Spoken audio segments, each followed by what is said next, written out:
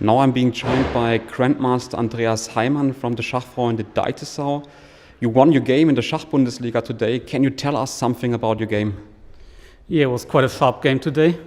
I was white against Jens-Uwe Maywald, and it was King's Indian.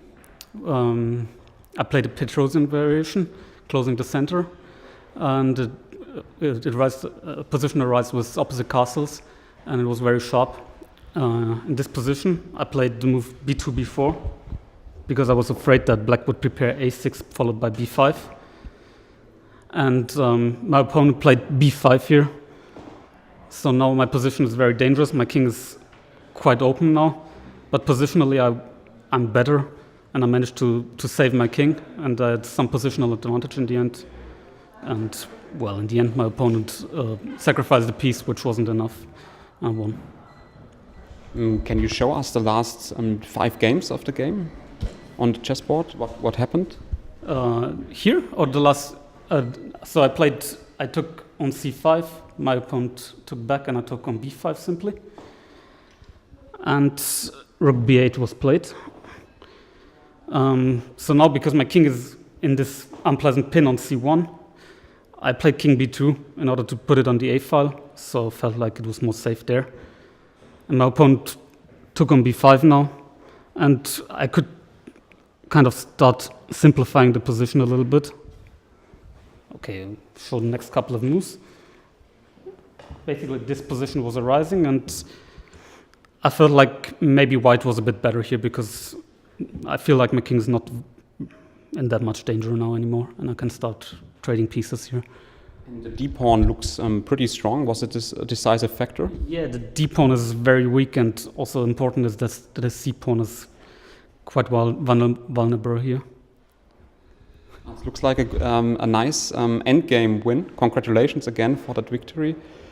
And how about the team? What are the standings now? The team's leading 3-1 right now, but I have no clue how the other games are looking. Okay, yes, we will look forward to the results. During the Schachbundesliga, there is another important event in the chess scene, the Chess World Championships 2018 in London between Magnus Carlsen and Caruana. Tomorrow there is game 12, the last game. There's a lot on stake, I think. What do you think about the match? Well, it was quite interesting, 11 draws, but still I felt like a lot of fights, especially in the last few games by Caruana had white. The games were very sharp. And tomorrow Caruana got white again, so I expect actually quite a big fight. Probably Caruana won't want to go into a tie-break, so he will try to win. But even if it goes to a tie-break, most people think Carlsen is a big favorite, but I can still imagine Caruana winning. Yeah. That will be very, very exciting. As you have a lot of experience in the chess scene. What do you think? What are the weaknesses and strengths of both players? Well, Carlsen is a very good intuitive player.